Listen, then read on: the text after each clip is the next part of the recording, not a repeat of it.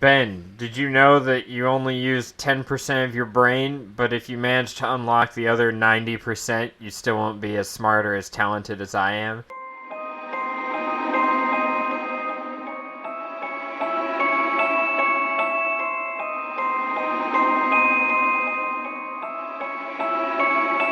There is nothing to worry about. She just goes a little mad sometimes. We all go a little mad sometimes. I am the devil, and I am here to do the devil's work. It's time for Ben's horror bullshit.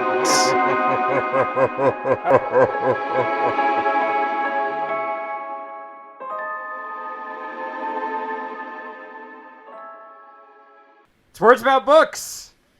We're doing Night of the Living Dummy. This was voted on by our patrons. I'm Nate. That's Ben. How's it going, buddy? Can you cut in the Emperor saying about how much he loves democracy?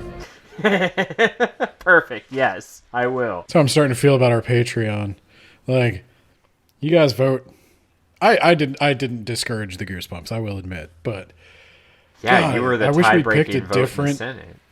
Yeah, I wish we'd picked a different Goosebumps because I feel like I went for what I thought was the more popular one, not realizing that probably the sequel to this is the more popular one. My bad. Yeah. I didn't remember that this one is about two kids who are just assholes to each other, and then, oh yeah, there's a dummy at the end who's alive or whatever. We're doing Goosebumps, Night of the Living Dummy by R.L. Stine, a children's book. We don't often do children's books on this show. I'm not sure if you're using my horror intro. I hope you do. Yeah. So, parents, you probably heard that this is called Ben's Horror Bullshit, and that should have given you some indication of the kind of language that we're going to be using throughout this episode. Though we are covering a children's book, this is not a children's podcast. Just getting that out of the way This up is the front. Hellbound Heart for children. Yes. We will be using adult language. I don't think we'll get into any adult situations. And shit fucking kids. Yeah. So this is more of a nostalgia ride for elder millennials who grew up reading Goosebumps, like myself and Nate's self. Yeah. I also watched the movie about the haunted Halloween mask or whatever. And I saw the show. There is a Goosebumps show. So I caught a couple episodes of the show, and I'm going to get this out of the way just for one listener in particular, my mother. This is your fault. You got Ben these books. Oh, so my mom is a huge Buffy the Vampire Slayer fan. I'm sorry. And Buffy the Vampire Slayer did several episodes very loosely based on Goosebumps novels. So just for my mom, who I know is gonna call me about this, the talent show episode of Buffy the Vampire Slayer where a dummy comes to life, Goosebumps did it first. Oh my god, are you serious? Yes, they also did a haunted mask episode. Did Joss Whedon just run out of ideas? I think they were kind of meant to be funnier episodes. I think they were parodying Goosebumps, or maybe they just stumbled onto the same idea. I don't know. It's a very similar plot. So there's also a Goosebumps movie that came out recently, 2 of them, and Goosebumps came out apparently on Disney Plus. So this is topical, Ben. Did you know? I think it was a year. No, maybe. I think it was 2 years back. They did 3 Netflix original Fear Street movies. What in the hell is Fear Street? Fear Street is the slightly older kid version of Goosebumps, also by R.L. Stine. And the Fear Street movies just went ham. There's like sex and violence and it's dumb. It's real dumb. But they were fun. They were surprisingly fun. Unlike Night of the Living Dummy. What, you didn't think Night of the Living Dummy was just a black? No, it's awful. Also, 20% of it is real good. This may be, I'll give you that. This may be controversial, Ben. Are You Afraid of the Dark was better? I'm just throwing that out there. No. I'm just throwing that out there. That's not controversial at all. Okay. No, you know what? I saw a poll where somebody asked Goosebumps or Are You Afraid of the Dark? And I can tell you right now, there's an age gap that I could just draw right through that poll, because there are all these kids saying Goosebumps, and it's like, you obviously never watched Are You Afraid of the Dark? That's like Goosebumps or Scary Stories to Tell in the Dark. If you don't pick Scary Stories to Tell in the Dark, we have nothing more to discuss. We will not get along. It is best we just go our separate ways. Next year, we're going to read Scary Stories to Tell in the Dark, because that's fucking awesome. But right, Goosebumps I'll put it on the list, because I know you'll not remember. No, I won't remember. Yeah. No, Goosebumps. So we should probably talk about, I guess, R.L. Stine a little bit. I don't know a ton about him. He is very charismatic in the movie, but he's also played by Jack Black, so... Oh, is he actually playing R.L. Stine? Yeah, Jack Black was R.L. Stine in the movie. The movie was surprisingly good. It was dumb, but it was fun. And Jack Black was R.L. Stine. Goosebumps has to be dumb. Goosebumps is always a little, like, tongue-in-cheek. Even as a kid, I think I got that. Like, even as a kid, I knew Goosebumps was making fun, or, like, doing a toned-down, child-friendly parody of other stuff. And it had all these references. Like, in this one, the mother is reading a Stephen King novel for no apparent reason. But R.L. Stine has written... I don't know how many Goosebumps. I feel like there's at least 30 Goosebumps novels in the original run. And then there was Fear Street, and now he's doing Return to Goosebumps something or other. Horrorland, I think it's called. just why? Hang on, let me flip through. I actually went out and I went to the children's section and I bought this. Wow. Good for him that they're still on bookshelves. Yeah, but this is where I'm going to kind of say, like, I don't have anything against R.L. Stine. He seems like a nice guy. Seems like he mostly keeps to himself, stays out of trouble. But he did try to bring horror to kids. Like, if you're a child who was just born to be a mall goth. That's how you want to phrase that, but okay. No, that's how I want to phrase it. I know what I'm saying. If you were born to be a mall goth like me, and you just, as a kid, you wanted to watch the scary movies, but even my parents were a little too responsible to let me just jump in at like age 8. Wow, really? I remember watching Terminator when I was like 7. Terminator is not a horror movie. A dude scoops his eyeball out of his head, Ben. That's pretty horrifying. But my point is, there was not a lot in children's horror, you know? Yeah, there's probably a reason for that. What? What is the reason? I don't know, Ben. What could the reason be?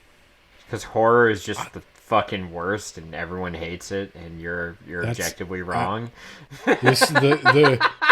How many millions of copies has R.L. Stine sold by being the only guy doing it? All right, 250 million. All right, Ben.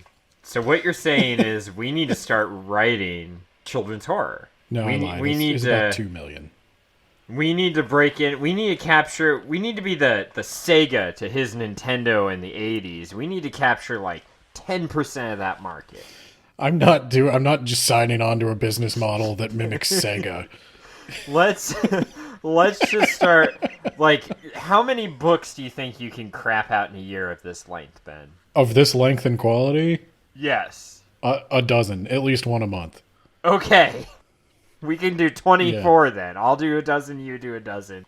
Yeah. I'll just look for inspiration around, I was going to say around the house, but how about, like, around the house of someone from, like, 100 years ago? Like, when dummies were a thing that people cared about. Yeah. I was thinking as I was reading this about, like... your childhood. All the potential. Well, I was honestly thinking about how do you judge this? Very and what easily. is it trying... What is it trying to do and what is it trying to be? What we do is we just don't meet it at its own level, Ben. No, I want to meet it. So first thing I'm going to say, one super. Actually, I think this is fair. I was going to say unfair criticism. This is fair. You remember the Goosebumps art from when we were a kid? You guys remember the Night of the Living Dummy, the way this is supposed to look? I will post a picture in the Discord of the cover art. They have changed it to all of the Goosebumps, not just Night of the Living Dummy. All of them in that children's section use new cover art, and it is terrible. I mean, it's competent, but like compared to what we had. Well, the original one I remember was a dummy and like really scary looking lighting. He's staring at you. And it was like a full painting. Like somebody, like the covers sold the Goosebumps books. Let's see. There's the 2003 Scholastic re-release, which is at a straight-on angle, and it's all red for some reason. And then 2008, it's green. It's got a green background, like a children's drawing. And he's there, I guess. But yeah, it definitely looks way different. I am reading the 2008 printing. That's unfortunate. Yeah. So that was a big downer. And the one thing that changing the cover art will make you appreciate is just how much work the cover art was doing for these books. Yeah. Because at least every time you used to pick up a Goosebumps, you got to look at that cover one more time. Now, I just get to look at this and be reminded, like, oh, this is just a generic children's book. Yeah. This is just crap now. So, a challenge, like, you remember the Scholastic book fairs? Yeah. I assume they still have those.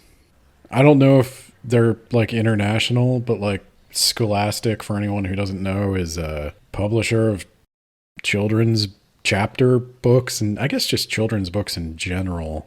And like in elementary school, they would have a book fair where you could come. And they used to sell Beanie Babies there for some reason, even though those aren't books.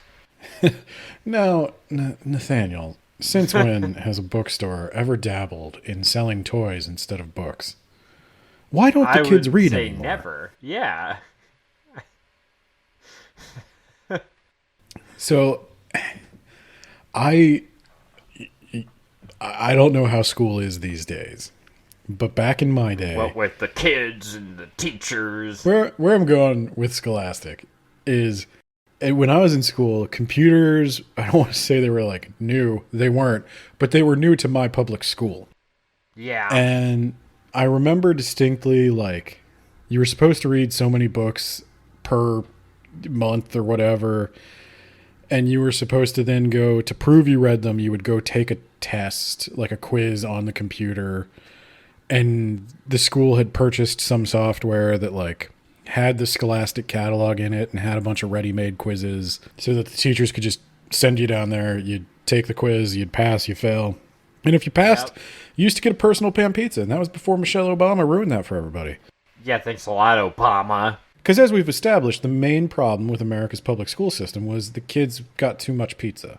Can't think of a single other thing I could improve on except for the pizza. That was the real. That was the kicker right there. Yeah. Yeah. As I was reading Goosebumps, I was becoming increasingly aware of something I had never thought of as a child. They're in it together.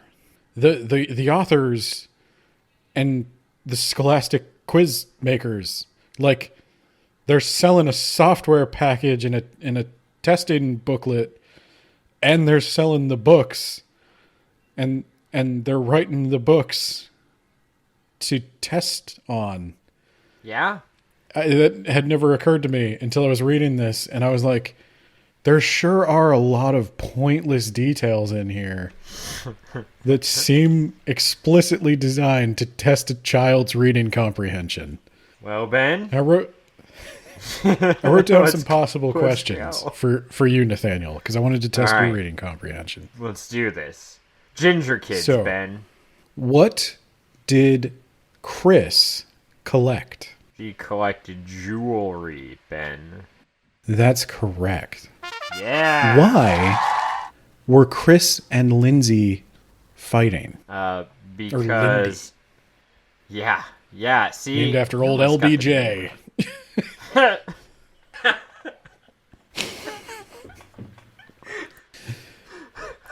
R.L. Stine is also a very old man, and we're going to talk about that. Sure is. Okay. So they're fighting because they think that they always are trying to copy one another. And Lindy, she got a dummy, and she got all the attention, so now Chris has to have a dummy. And where did Chris's dad get the dummy? I think he For got Chris. the Chris dummy from a pawn shop. He did. And this is your bonus question, Nate. Oh my god. What is the demonic invocation that brings the dummy to life? Alright, I got this one. Just just a couple seconds, ignore the typing. And you know what? I hear kids are in cyber school a lot these days, so this is probably not all that uncommon. Karu Mari Odana Loma Molanu Kurano. Okay, now say it backwards to put down the demon you have raised. That is actually how they do it. Kurano Molanu. That is not how they do it. That is how they do it in later books. I should clarify. Well, yeah. Oh, actually, okay, so I'll give you a bonus. You even remembered material from later books. So yes, Nate passed his Scholastic book quiz. Yeah, I think and he will be getting one gold star towards his Book It program. Hell yeah. I need to get one of those little pins that I could stick it on too. Yep. Oh god, those were so sweet. Right? Now all we have is Goodreads, and that's unfortunate, man.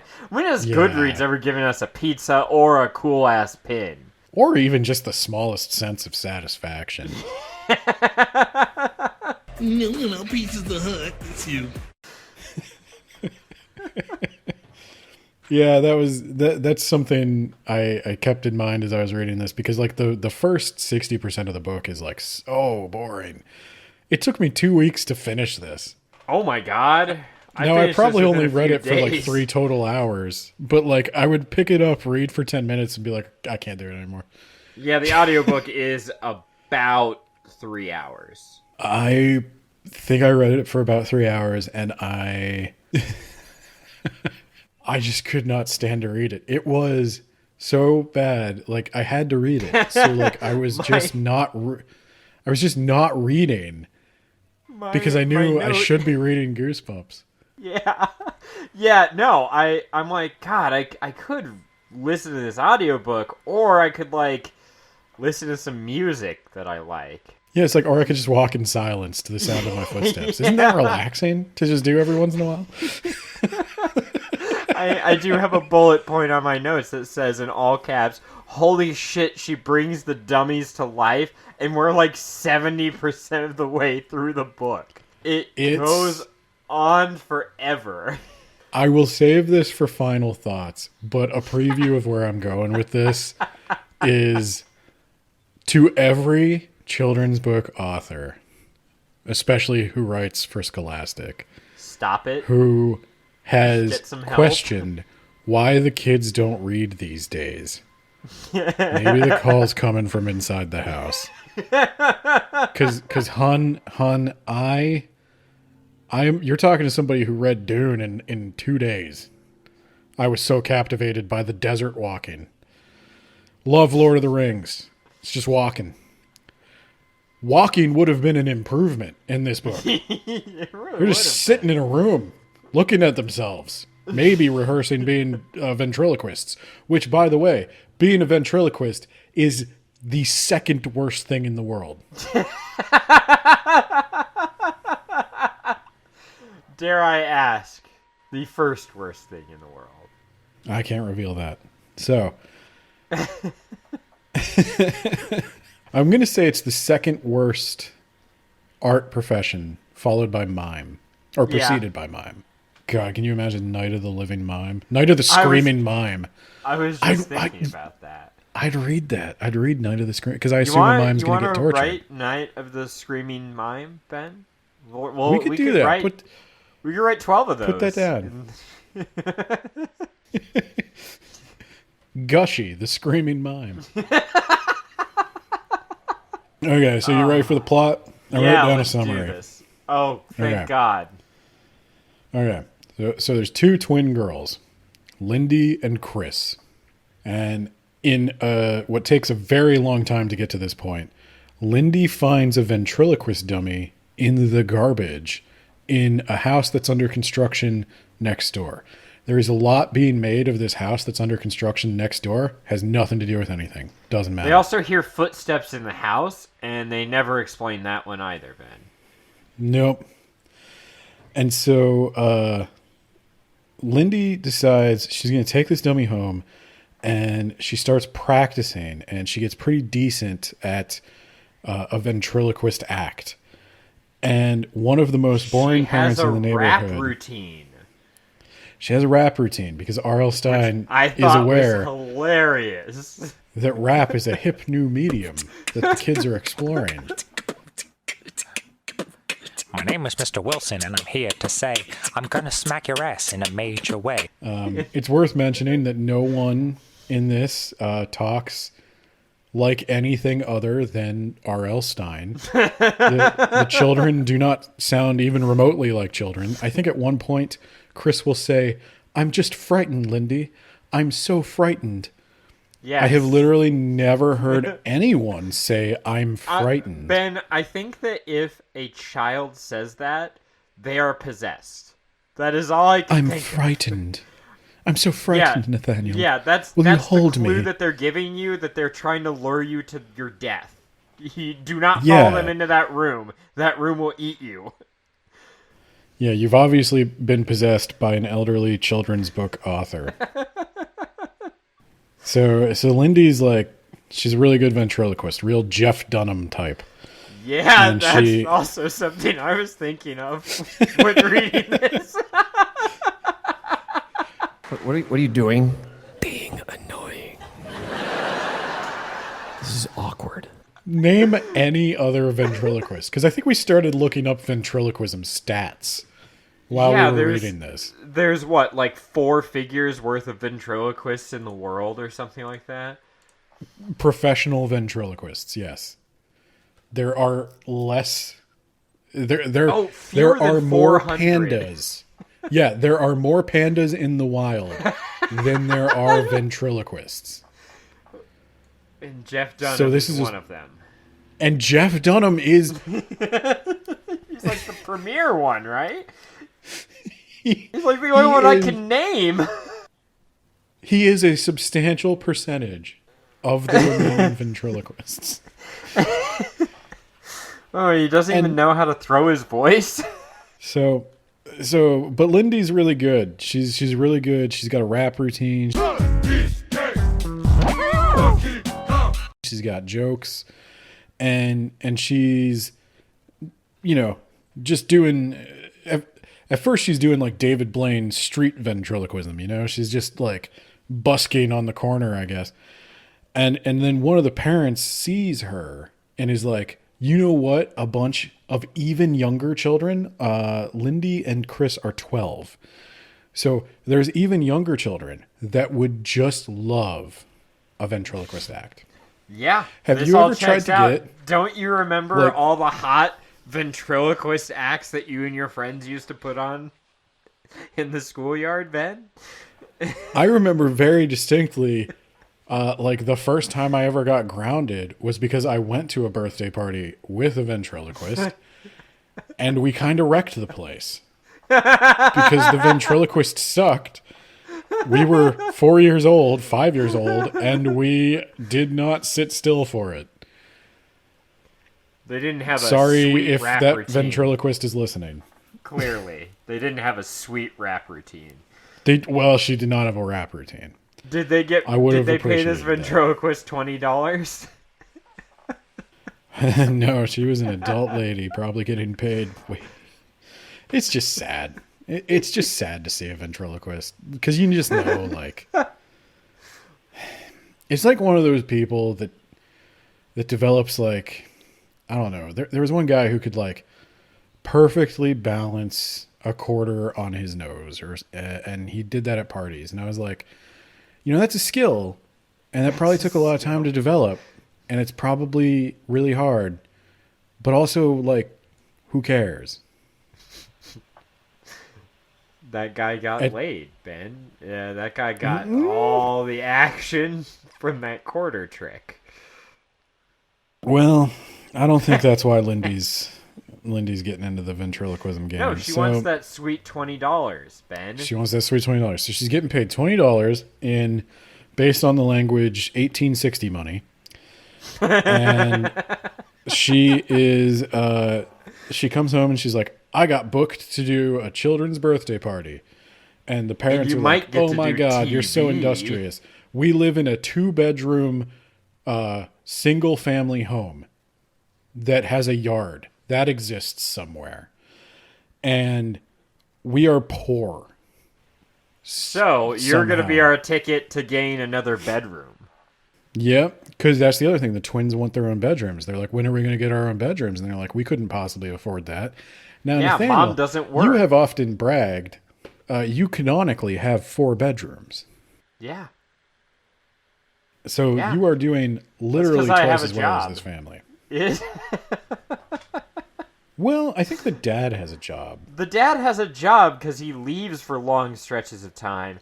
And the mom has a job ignoring her children at every opportunity. Look, the dad has a job or a second family. That's all I know. God, we should all be so lucky. Am I right? Like, So this is making Chris jealous, right? Lindy's getting all this attention and she's getting all this money and she's going to be rich from all she's of going to buy her own bedroom, Chris. Far away from here, but still somehow own half of your bedroom. And so Chris is complaining. She's like, why do you get to have the dummy? And the parents are like, well, maybe you can share the dummy. And Lindy is just, I don't know what kind of look she gives him, but like... What you talking about, Willis? Oh, God. That is probably a reference that was like cutting edge when this came out. In 1990, what? No, it wasn't even then. This was first published in 1993. Yeah. God. Anyway, so Chris starts complaining she wants a dummy, right? And then the dad, he's on the way home past the pawn shop, which does make me think the dad was buying drugs. How many suburban pawn shops do you know? Like, where was this dad going that he's just driving past a pawn shop and sees something in the window? And he's going on all these business trips, but nobody knows what his job is. Yeah, he goes on all these business trips, but he can't afford a third bedroom. Yeah. Yeah, dad... Something sus about Lindy and Chris's dad. But anyway, he gets the dummy. He gets another dummy at an old pawn shop. So Lindy's got a dummy now. Chris has got a dummy. Lindy's dummy is named Slappy. Now, if you're a Goosebumps old head, you know Slappy is like a big deal. Yeah, he's Slappy the main villain is of like the movie. Yeah, he is the Goosebumps mascot. He's as close as they have to a Goosebumps mascot. There are now, I think, 4, counting this one, Slappy books. Ooh, so, I think it's even more than that, but yeah. There could well be, yeah. So Slappy is Lindy's dummy, and then Chris gets the dummy from the pawn shop, and that is Mr. Wood. So just be aware of that. So stupid name. R.L. Stine doesn't have a lot of time to think of names. We got Lindy, and I don't even think the parents have names. They're Mr. and Mrs. Powell. You remember He literally refers to them as Mrs. and Mr. Powell, as if he's telling it to us and like we should show them due deference as children ourselves. Well, that is the target audience, I suppose. Yeah, it's like, listen, I'm probably older than the dad at this point, so you know what? He can call don't me have a Mr. second. whatever my last name is, and Mr. Ben. yeah, Mr. Ben, that works. And so yeah, so Lindy is getting more birthday parties. She's getting more shows, and she even gets offered a spot on some dumb local public access talent show. Yeah. But it's television, guys. It's television in 1993. That's the big time. That's the big times. Not We're just now in any the 12-year-old big could leagues, upload children. a prank video to YouTube. Yeah. This was how you did that back in the day. You had to have permission. Yeah. There were no podcasts. There was old-fashioned radio. I don't even think they talked about Goosebumps on the radio back then. That's how old that was. Radio time was so precious, you couldn't even have two idiots just talk about Goosebumps for like 2 hours. Anyway, so this is really making Chris jealous, because Chris is like, I'll be honest, she's kind of struggling. She's want my own radio. Chris is not like naturally gifted at comedy. She has a friend named Cody. Yeah. Dump him. No one named Cody is good news. I'm trying to live in my soul. Something, Cody Rhodes. Never trust a Cody. But she's got a friend named Cody, and she invites Cody over to watch a routine, and she bombs. She bombs in front of her only friend. You're making this sound way better than it is, Ben. Just way funnier, I should say. You know why? Because I'm cutting.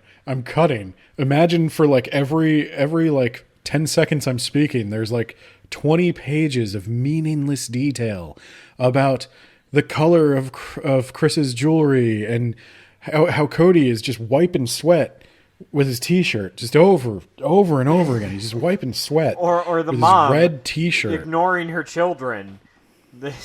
Chris is like, They're 12. I really need to tell you something, Mom. And she's reading a book in bed, and she looks up and says, that's ridiculous. And then she turns out the light and goes to sleep right there on the spot. And apparently the room is like pitch black, because it's just like, well, I guess that's the end of this conversation. They're 12. Cut the cord. They're practically like, I don't even know why you're still living here. You should be paying rent. Lindy's paying rent. Chris, you worthless sack of crap. Anyway, in spite of Chris's lack of talent, she manages to convince Her a teacher. lack of talent. Poor Chris. Oh, she's worthless. You're right. Chris likes jewelry and copying Lindy. And like, in Lindy's defense, I'm kind of team Lindy here, because Lindy does seem to have the talent. It was her idea. Chris thought the dummy was stupid until the very minute Lindy had some success with it. And now Chris has got to copy her. Lindy's right. Like, Lindy's kind of a sociopath, we'll learn later on. But that doesn't mean she's wrong. So, Chris manages to like convince a teacher that she should open for the school chorus. You know how like elementary schoolers get together every now and then to put on a concert for the parents that like no one wants to go to and is terrible. And what could make that experience better but adding 20 minutes of amateur ventriloquism? So this teacher is like everybody's favorite person. Yeah, And, obviously. She's the cool teacher. Yeah, we'll get to that. So things start to get weird, though. You know, Chris's dummy, it seems to start moving. This teacher, does she have, that's not an ass, that's a dump truck.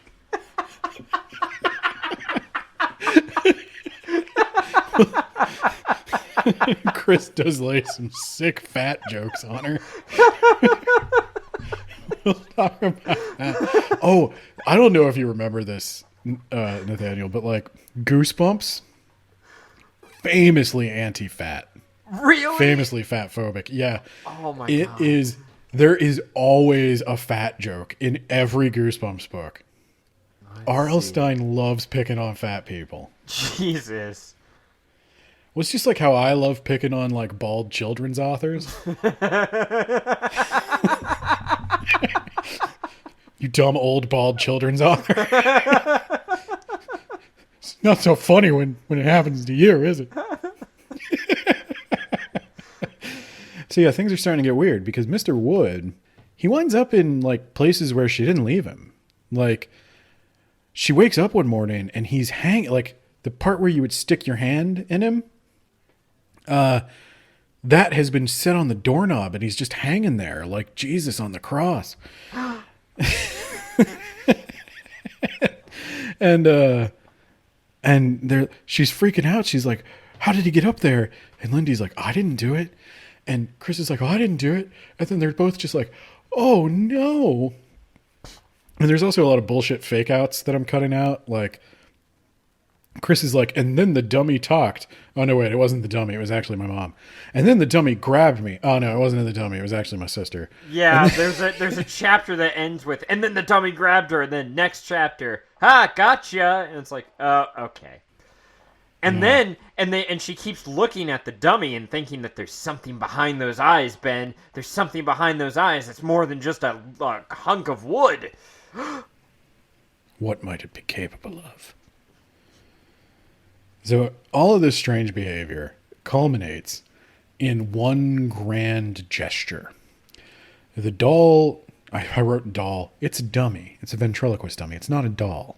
This is serious business. This is a man's livelihood. Yeah. This is Jeff Dunham's whole life. So the doll winds up downstairs in the kitchen, sitting atop a pile of food and spilled milk.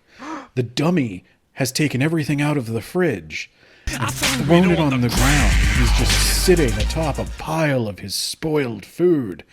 And the girls both find it, and they're really freaked out, and they scream.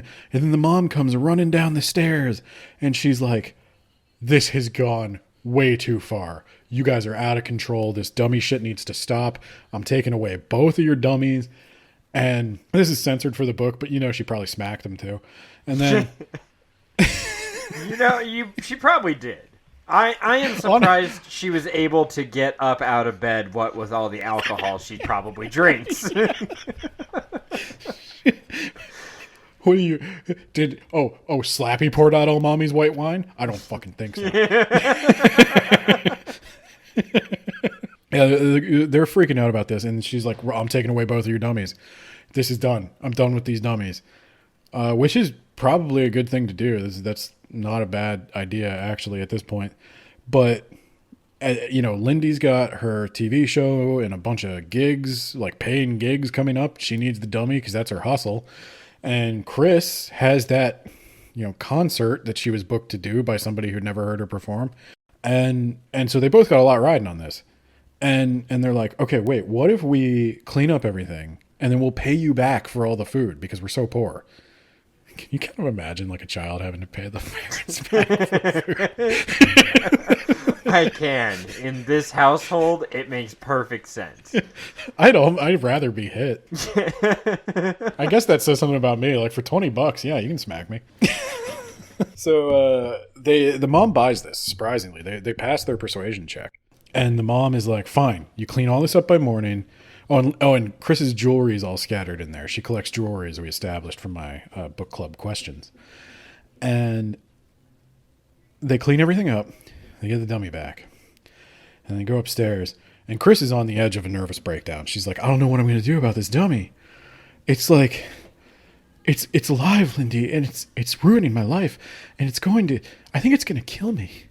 And Lindy's like, okay, Chris, I got something to tell you. That was me. Chris. Oh, son of a bitch! What? It was me all along! Yeah. That was old Lindy. Practical joke. I was gaslighting you, you see. I wanted to make you think you were going insane. And I did. You really believed it. You're so stupid. Now I'm negging you. Now I'm like undermining your self-confidence. So like not only are you stupid enough to believe a dummy's real, you fall for it every time. So, you know what, Lindy? Or you know what, Chris? Quit fucking copying me. Or the next time, it might not be a joke.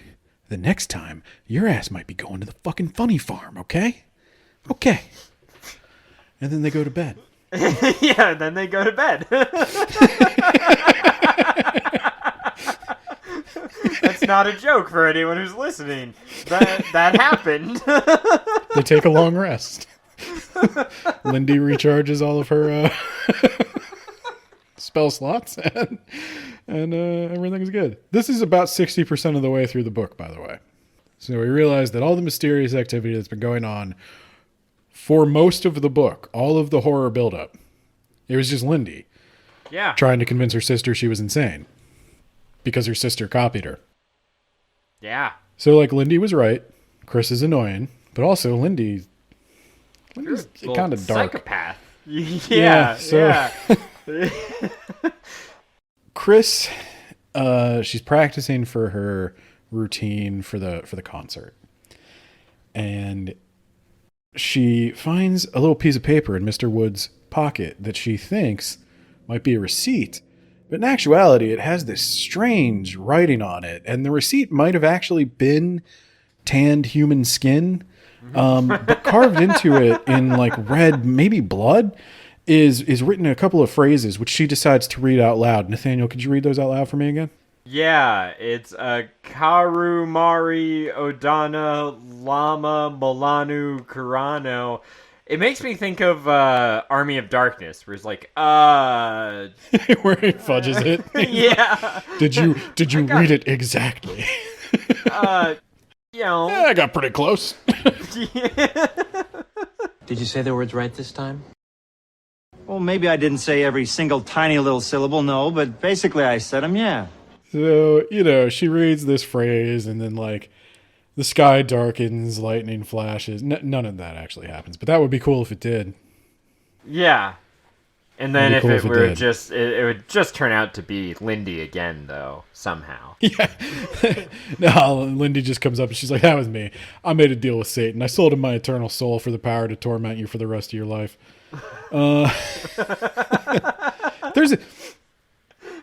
There's a million ways you could take this story that would make it so much better than what it winds up being. And one of them is it's just Lindy.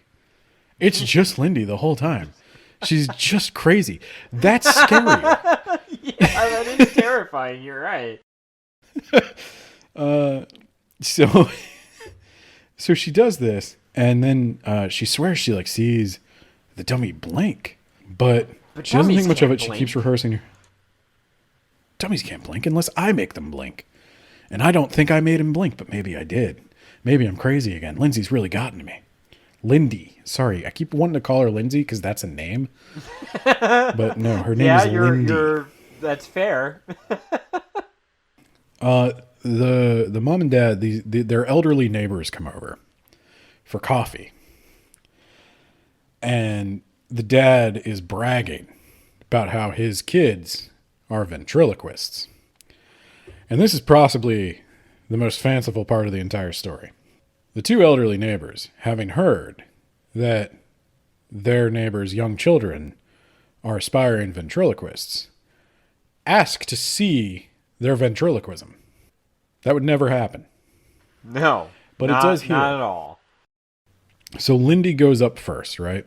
Kills it. Routine is on point. She's got perfect timing. She and the dummy are like a cohesive unit. She's rapping. She's freestyling. Well, I'm a peanut bar, and I'm here to say your checks will arrive on another day. Another day, another dime, another rhyme, another dollar. Another stuffed shirt with another white collar. Criminals, Wall Street, taking the pie. Another... Said some ugly things about the police, but I kind of relate to that, you know? Our neighborhood hasn't been improved by over-policing. So then it's Chris's turn. And Chris gets up there, and all of a sudden, the dummy begins speaking in a demonic voice that could not come out of any girl child. And it says, "Listen, you old fucks. Old Mr. Wood's going to tell you where it's at. And you can take your old dentures out and gum on that." And the elderly people look at each other like, I don't get her jokes. Her jokes are just How mean. avant-garde. Yes. It seems like insult humor. I don't quite care for that. He's like, yeah, but you don't, you old fuck. Go take your insulin shot. Waka, waka, waka. Now listen And then, here, you old dummy. I didn't fight at the tail end of World War II, when most of it was already over, to be told that by a doll. I've had enough dolls yell at me for one lifetime.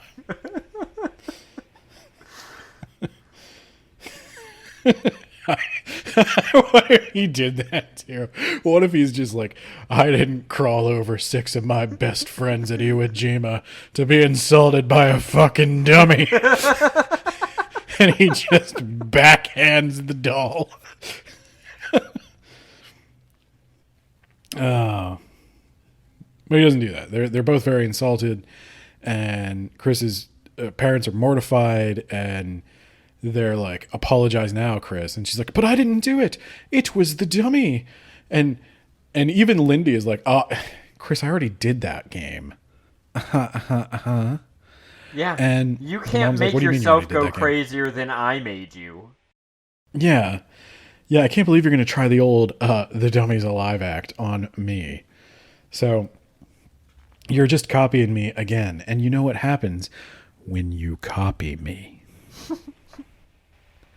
I swear that Lindy knew that she was in a book called Night of the Living Dummy. That's why she kept doing these fake out dummy gags. You think? You think maybe the book is aware that it's called Night of the Living Dummy? And that's why some chapters just end with, and then the dummy grabbed her. Oh, wait, no, it wasn't the dummy. Sorry. I have this. Had you go in there for a minute. As a keen bookman, I have this. I had this thought that is exactly what happened, man. I have this sneaking suspicion that R.L. Stine had literally 1 paragraph's worth of material. He stretched that into 100 and something page children's book. I looked it up. It's about 25,000 words per Goosebumps novel. Oh, is that it? Yes. Oh my god. So the font is huge. The margins are huge. The chapters are often a page long. So every year for NaNoWriMo, people write 4 Goosebumps books worth of material? Yes. Wow. And if they just had a little bit more marketing savvy, they could parlay that into a thriving children's book empire. Realistically, what you want to do if you want to write children's horror books, first thing, learn how to paint. Second thing, make a book cover. Third thing, write random words on a page. Write a book based on the book cover. Oh, that's all they did. You would not surprise me at all if he got the book cover first. Like some horror artist out there is just like, here's a couple of my least gory paintings. You want them? And he's like, yeah, I can write something for that. All right, $20 for the whole lot. Okay, I don't work for Lindy rates, okay? I know it's eternally 1902 where you're from, RL, but around here, we got inflation. So the dummy's out of control, right? It's gone rogue. And it's got a penchant for insulting Chris and making people think she's crazy. Kind of like her sister. There's maybe like I wouldn't be surprised. You know, this is another perfectly good ending. Chris has gone insane. And she is Mr. Wood.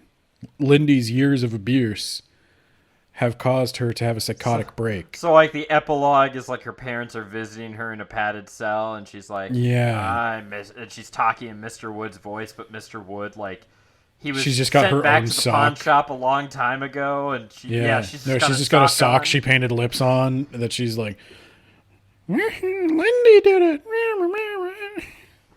She's like, no, Mr. Wood's alive. You gotta believe me. Like, Lindy, that's a sock. No, Mr. Wood's telling me to kill again.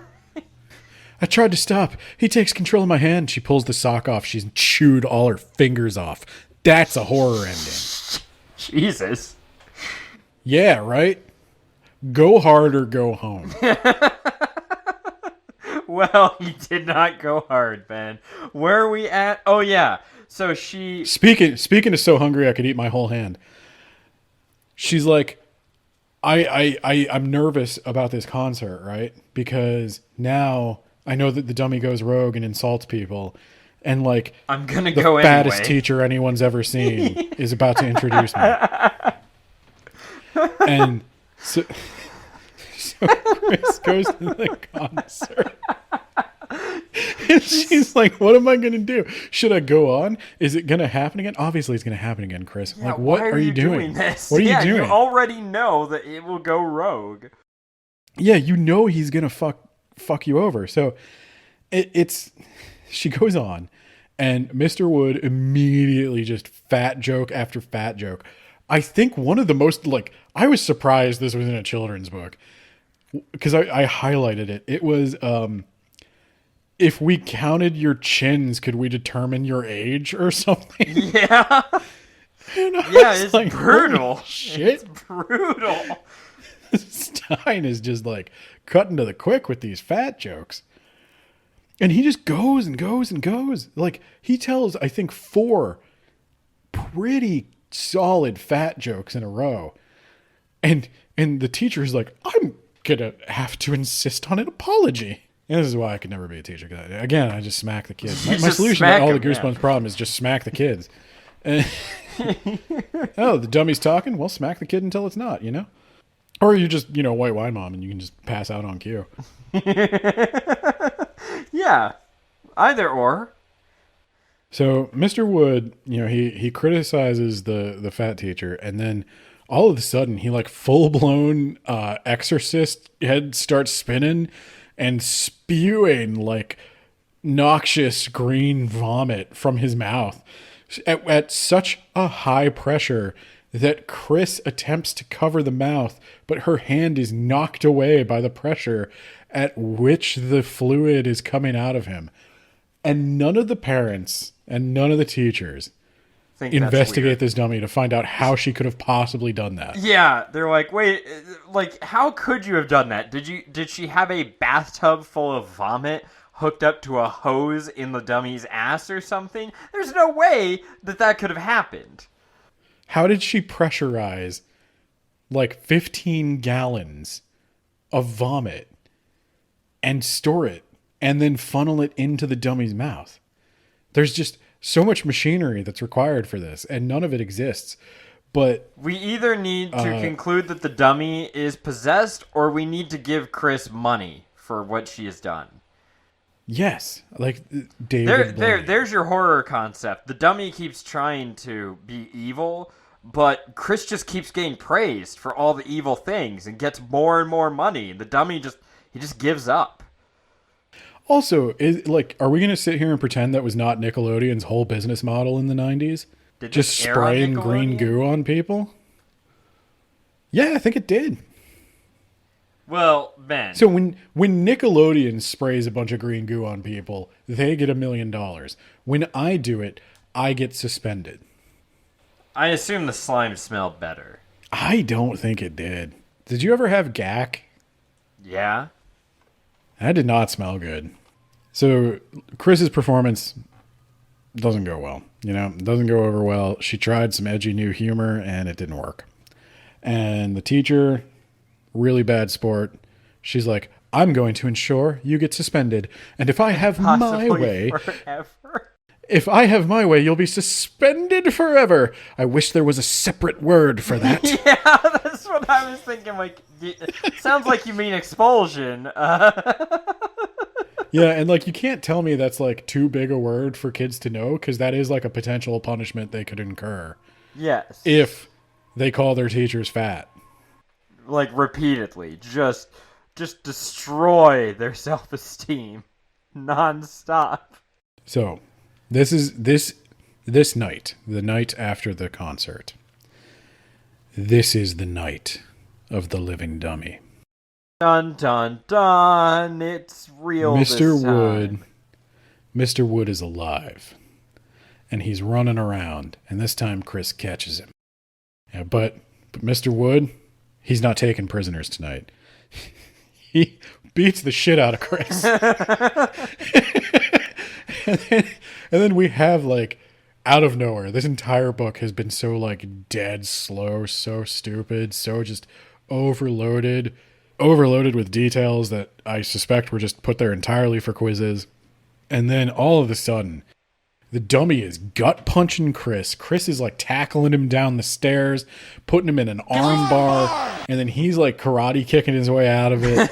And they're just like they're just having like a full blown like fisticuffs. And Lindy finally comes down and she's like, "Oh my God, that dummy's alive." And then the dummy like bites Chris on the arm and she has to let go and it's about to get away. And he's like, "I'll make you two my slaves. And I have powers, mysterious powers." Yelling, "I have powers." And then the parents eventually are like, Chris is like, "I'll try to hold him off. Go get mom and dad." And she's like wrestling with this dummy and it's like surprisingly strong. And they're on the stairs. So like they're rolling down the stairs. Chris is like getting, she's shattering growth plate after growth plate, possibly like stunting her development for years to come, just to rid the world of this horror. And Lindy does come back with the parents, and the dummy just goes flat. And the parent and Chris is like holding the dummy up, and she's like, "It's alive! Look at it! Look at it! It's alive!" And the dad is like, "I'm genuinely concerned for your mental health." He says it in the most deadpan, bored voice ever in the audiobook. I really think you've lost your mind. I'm very worried about you. Is what he says. And Lindy doesn't say anything. And no, mom, she's like, and mom is like, I don't feel.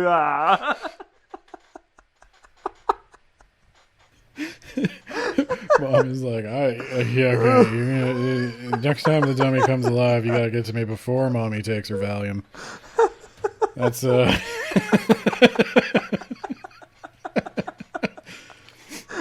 So then they go back to bed, and mom is just comatose.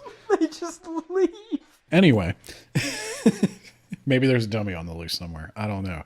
And so then, as soon as the parents are gone, the dummy like leaps back up. Matrix kicks Chris across the floor and breaks for it. And Chris is like, "Lindy, get him!" And Lindy runs down, and they're just like both trying to tackle him and like hold him down. And they finally get him wrestled to the ground. "I have powers. Fuck you. Your mother in hell." And then they're like, "Our mother's still alive." And he's like, "Is she though? Is she?" She's been dead for at least 12 years. "Your parents are in a loveless marriage."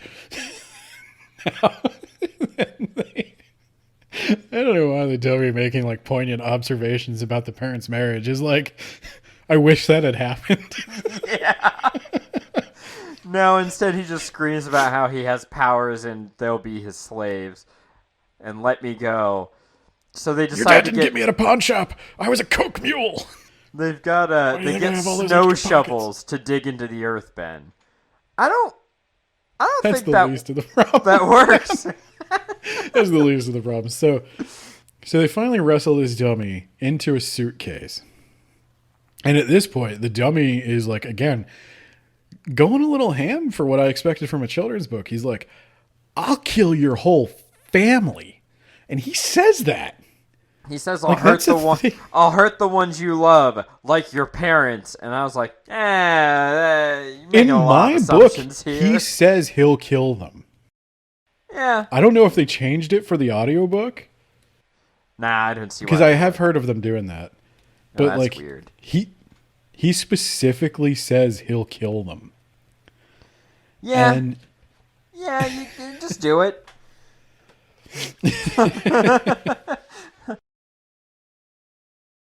At least at the orphanage, we get our own cell.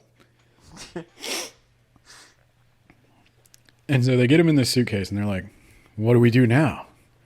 And Chris is like, we bury him so deep no one will ever find him. And then they don't dig into the ground, Nathaniel. They go over to the house that's being built.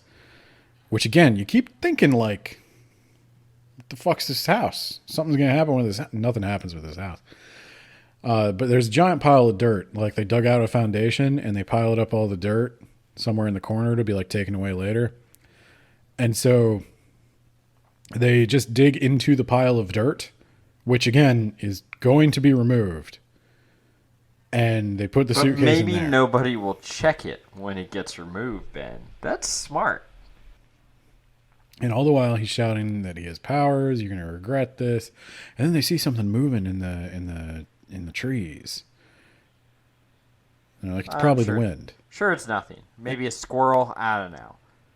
In a rare horror movie instance, though, it was nothing. That never comes up again.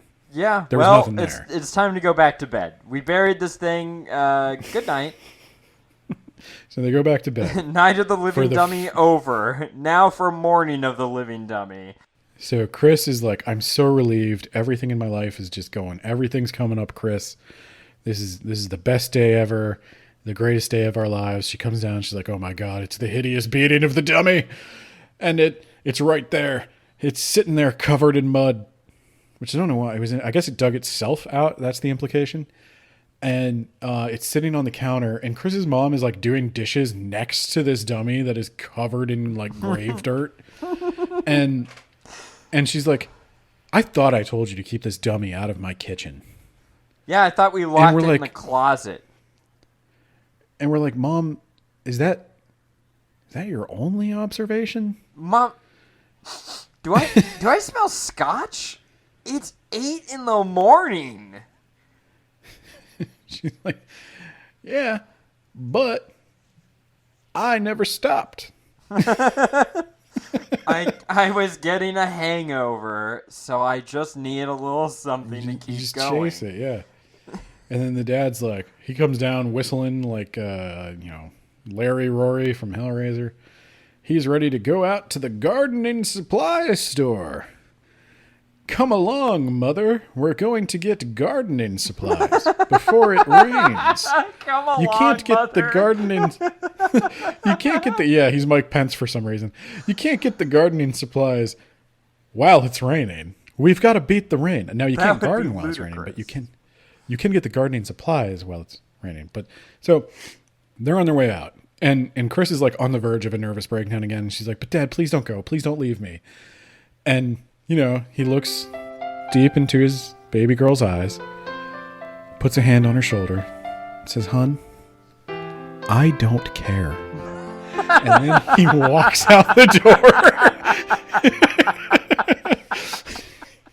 And the dummy comes to life, and he's like, Jesus, that was brutal. Do you need a hug? Like, I kind of feel bad. Yeah.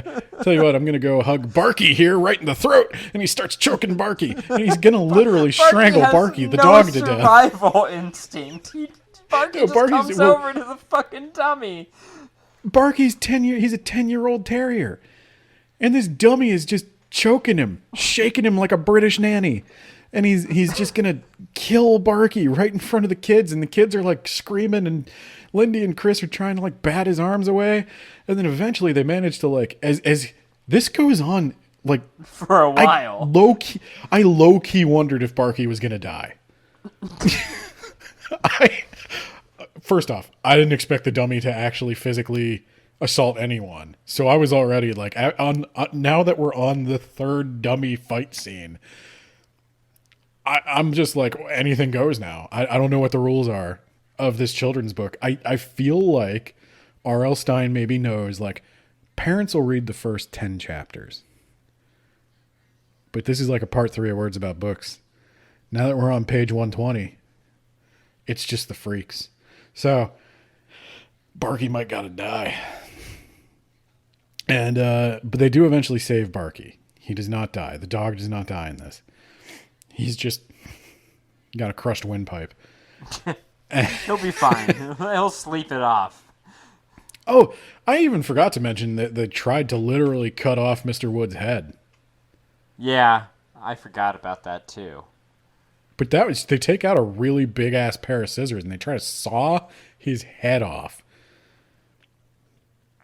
Which I loved. That was good. Like, this is the part of the book that rules. Unfortunately, it's like 10 pages. So the dummy makes another break for it. He's out the door. This dummy's just running across the yard.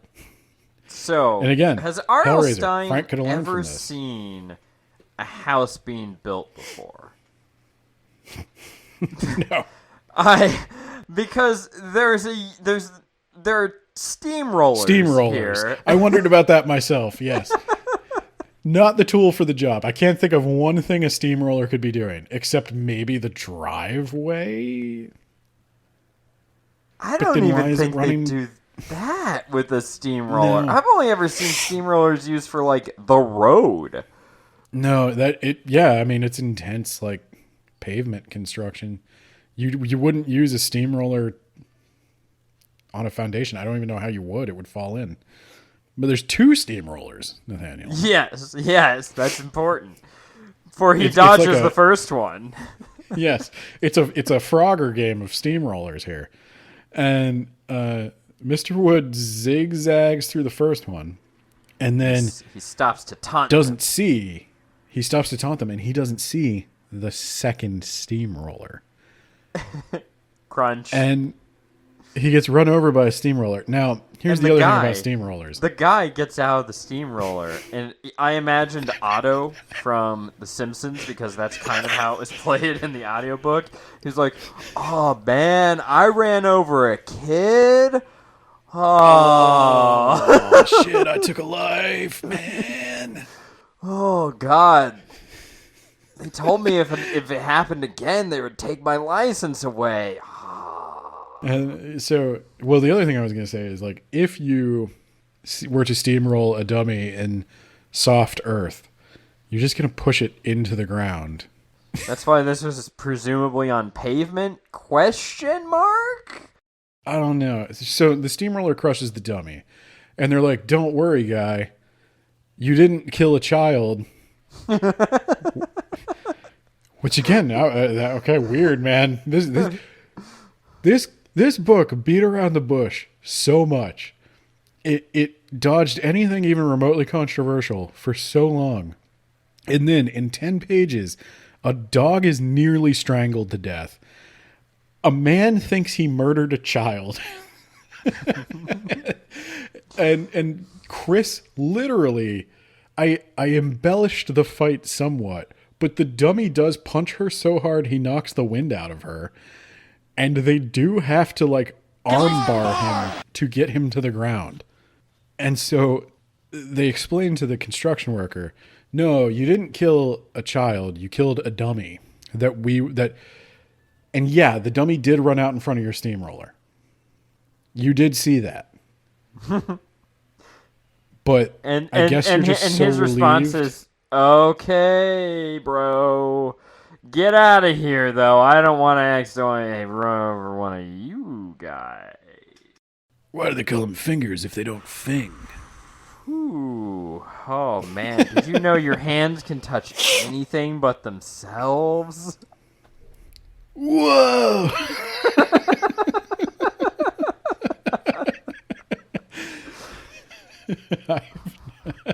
I hope this is what the Patreons wanted. I have to imagine this is kind of what they were expecting. But so Mr. Wood dies, and his soul leaves his body, flies through Lindy and Chris, making them cough, and then ascends to the sky where he goes to become evil stars, I guess. And they go back upstairs, once again relieved. Best day of our lives. I'm so happy to be rid of that terrible dummy. I thank God for steamrollers. And they get to the top of the stairs, and Slappy's still sitting in his chair, and his head turns, and he looks at him, and he's like, "Oh, is that other guy gone? I thought he'd never leave. Waka waka, ba-da-da-da-da-da." And then the circle comes in, and it's over, yeah. That is the extent of Slappy's role in the entire thing. So we were arguing amongst ourselves. Was Slappy alive the whole time, or did he come alive when the spell was spoken? Yeah, Ben. What do you think? I think Slappy was going the whole time. Why did he do nothing then? Why did he do nothing after the spell was spoken? Because then we could have a dumbass twist, and also Mr. Wood. Maybe Mr. Wood was stronger. Maybe Mr. Wood was an adult and Slappy's like a child, comparatively. That's why they have those names. Well, they didn't choose their names. Yeah, but they go by them for some reason. I was under the impression... Those footsteps, I'm looking through my notes. I think those footsteps in the house, the under construction house, they're like, oh, there's a squirrel that just ran out. It was the squirrel. We got to fake out. Pow. You think it was Slappy? No, I don't. I think it was a stupid squirrel because it was a fake out, and Slappy was not alive the whole time. Oh, but like, okay, I'm with you. But my whole thing is like, Slappy doesn't move, and he lets Lindy perform all of her stuff after the spell has been spoken. Because, Ben, he knows it's called Night of the Living Dummy, not Night of the Living Dummies.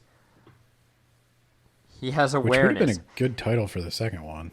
And Slappy knows he's in an R.L. Stine book. And R.L. Stine always has to have a dumbass gotcha twist right at the end. Well, the thing is, the book doesn't even end. Because by having that twist, it's like, Ben, well, then their problems aren't over. Would it There's help 2 more you to know steamrollers that... out there. Go throw Slappy under them. Yeah, exactly. Yeah. Yeah, I mean, I imagine that is how the book ends in reality. Like, oh, is that jerk gone? I thought he'd never leave. Like, all right, god damn it. You grab his arms, I'll grab his legs. Fuck. We'll go get Otto to run him over. But... Yeah, that guy owes us a favor.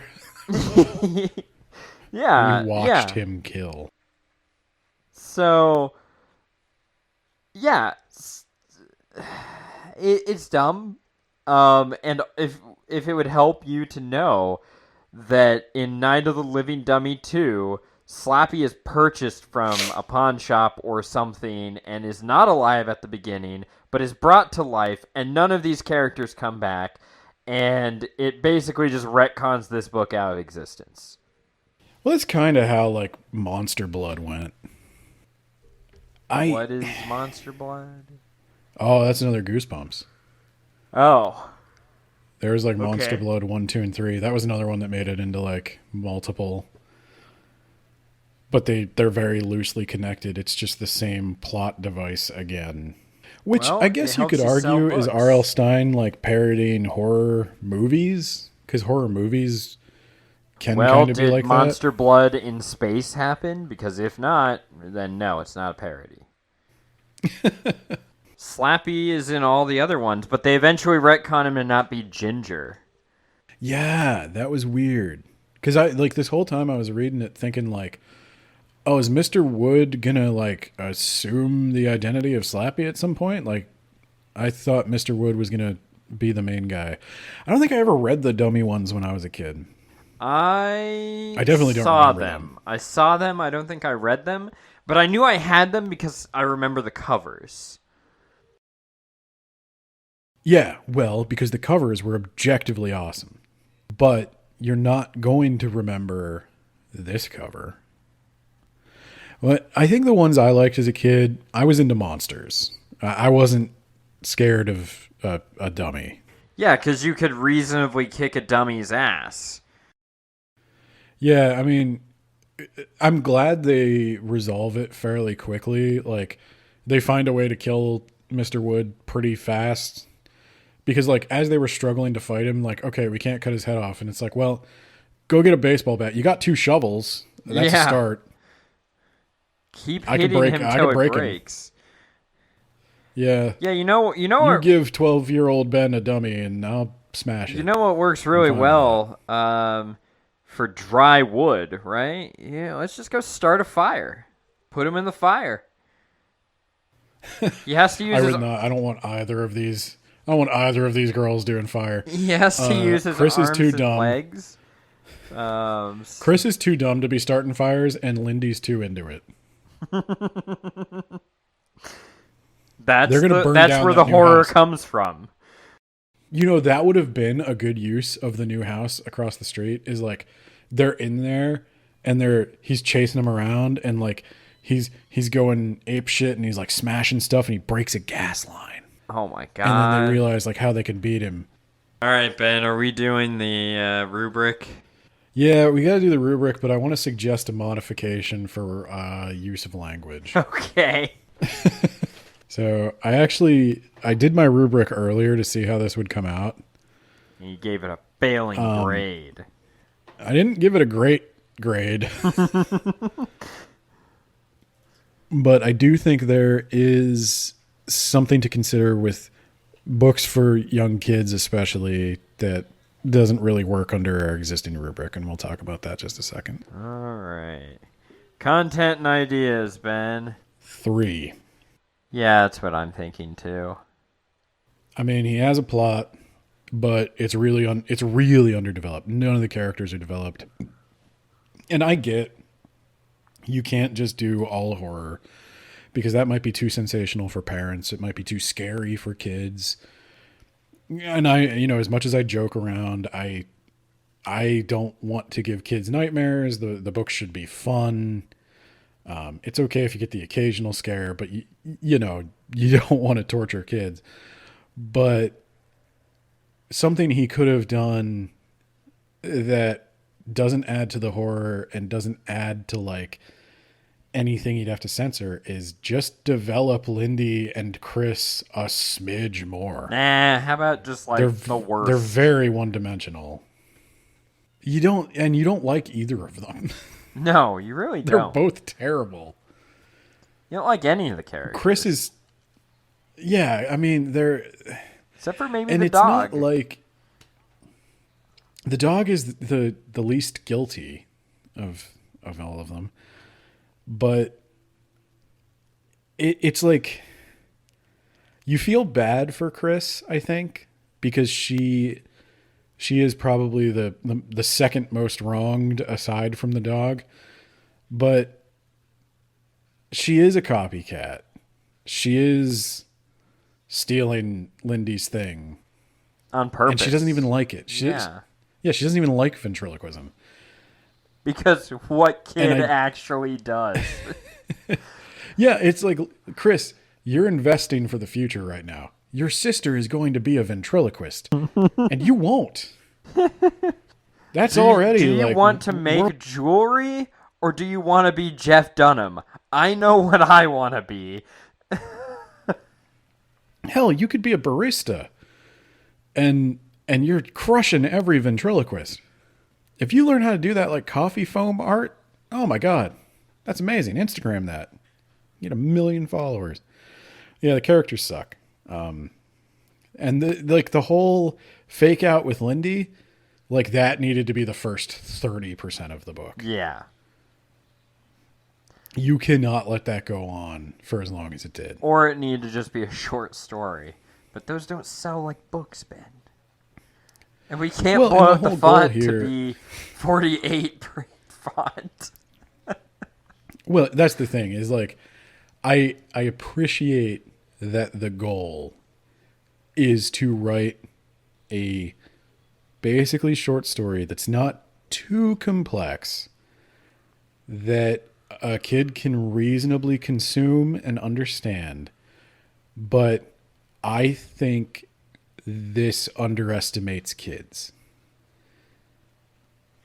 I think you could do better characters. If you look at any other children's media for about this age. The Hobbit. Yeah, honestly. A Hobbit, or I was even going to say, like, if you look at a cartoon character, like a Saturday morning cartoon, like Spider-Man is more developed than this. I will even grant you, like, the Captain Underpants stuff is more developed than this. He's beginning to believe. So I think it underestimates the kids just a little bit, except for at the end where it's really like, buckle up, kids. I would have a dummy beat the shit out of a girl. Organizational structure. I'm going to go with a 2. The pacing is balls, Ben. It sucks. I also went with a 2. I don't know how you write 25,000 words and it still feels padded for length. And all I can think is that there is some executive at Scholastic that is making this, like, I add more pointless details so I have something to quiz them on. Everybody's going to remember the dummy fight scene because that's interesting. I need to really test if they know that that Chris collects jewelry. Yeah, I don't know. You have any thoughts? Nope, that was it. The pacing is absolutely terrible. Use of language, Okay, Ben. Use of language. So, realistically, if we're going to keep doing books aimed at kids, I would probably just swap this whole category to like a kid's rubric, because our whole use of language category is kind of geared at like how skillful is the prose, blah blah blah, and it's like you can't really do that with this. Like, this is for people who are just learning how to read. So the big thing is making sure that they've got comprehension and that the words there are maybe... I'm sorry, I have to interject on this one. That is actually use of language. That is like the definition of use of language. You want to be able to make sure that the kids, even the ones with the ADHD and the autism and the dyslexia, can understand what they're saying. So that is a use of language. I know. All right. But our rubric doesn't take that into account, Shy. Well, that's your fault. Which you would know if you listen to the episode. You should do better to make it more interesting for people like me. I'm trying to. You literally interrupted me as I was trying to make the rubric better, Shy. This is my art, Shy. This is my art. No, that's cool. So yeah, all that stuff I was saying before Shy interrupted me. I don't know if you're cutting that or not.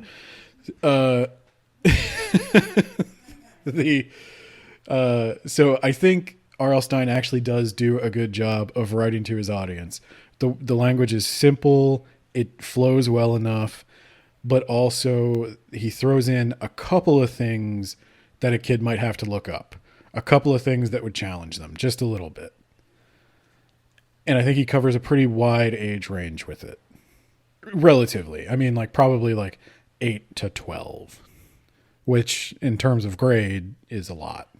So kind of based on that like wishy-washy definition, I gave it a 4. Ooh, okay.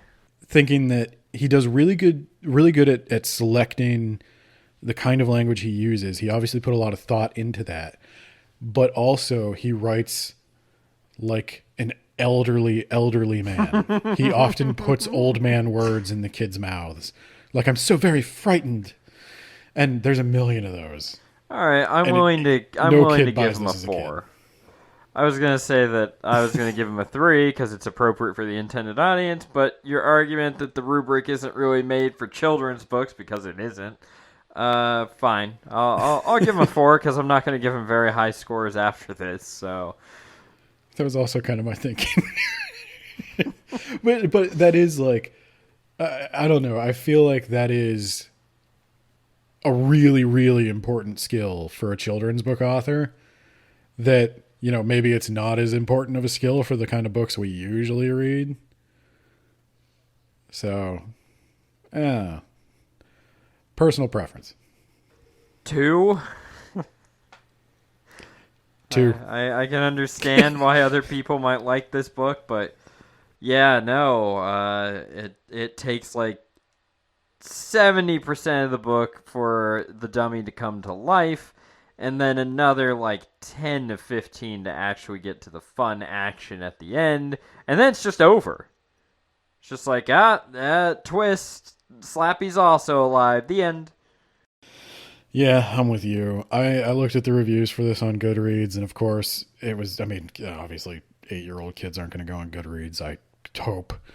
But it was a lot of elder millennials talking about like how fondly they remember this, and how this Halloween I decided to read a Goosebumps book, and I wish I could make fun of them, but I can't because I did the same damn thing.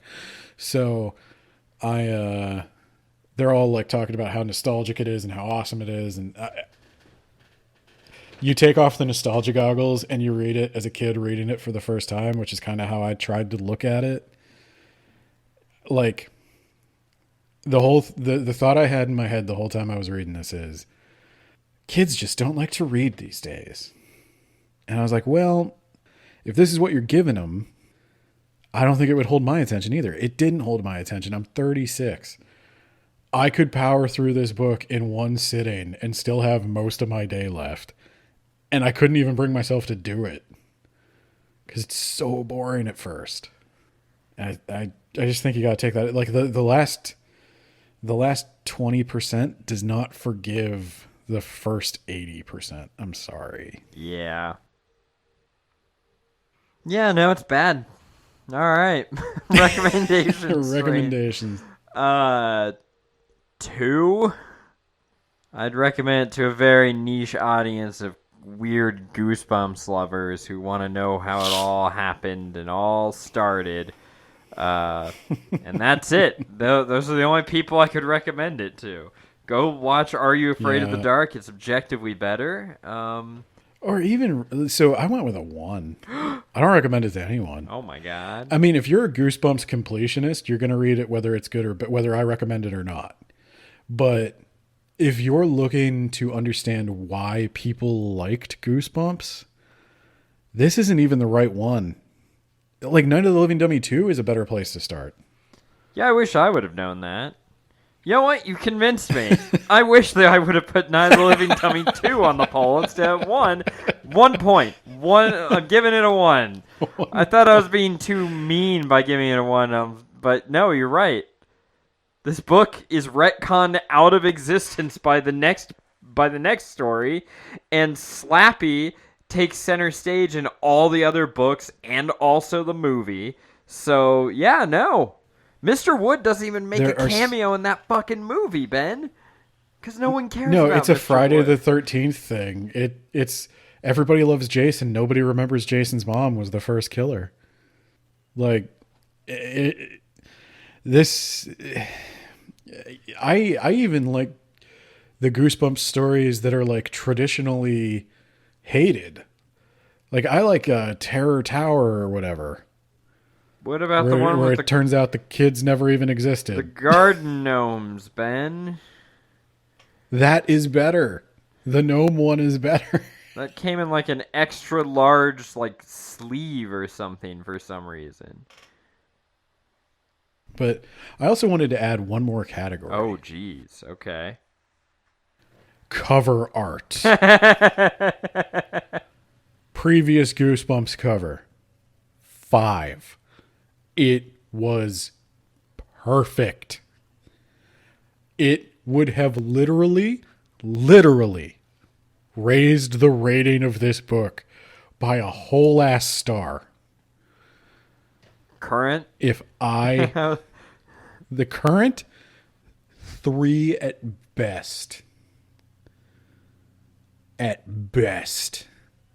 It's not a bad picture, but we had greatness and we settled for mediocrity.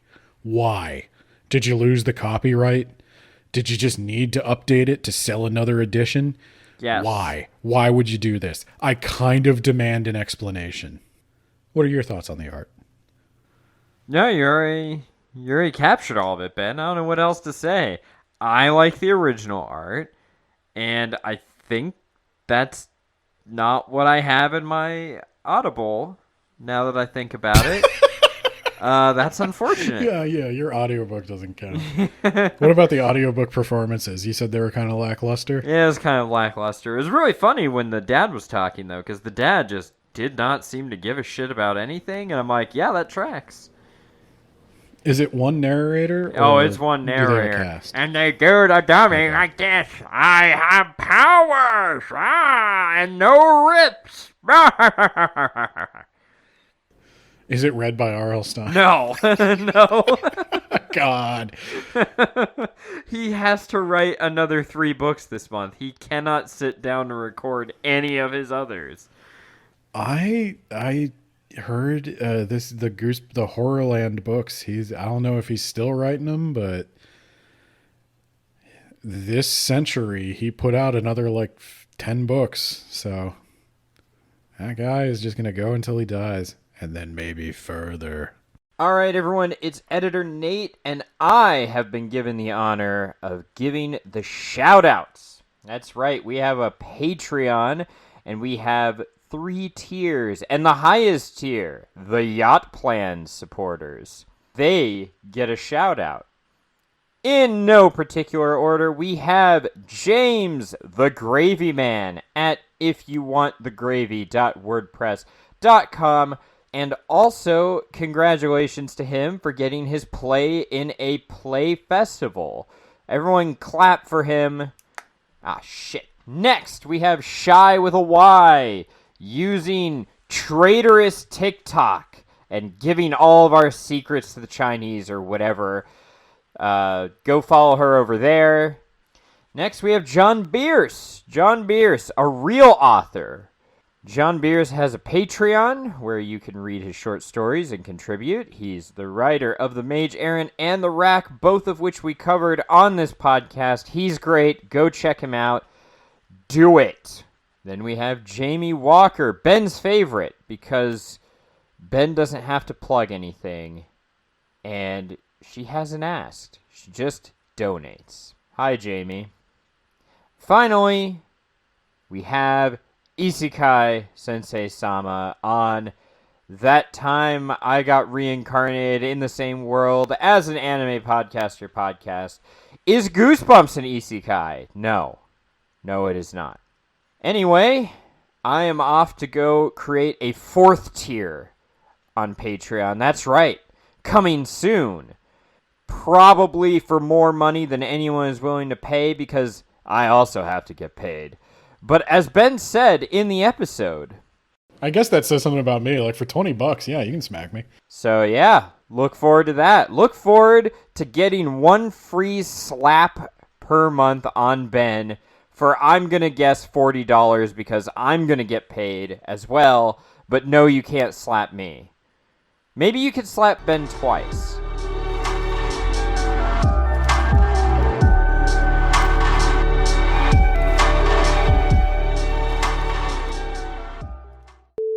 I guess that says something about me. Like, for $20, yeah, you can smack me.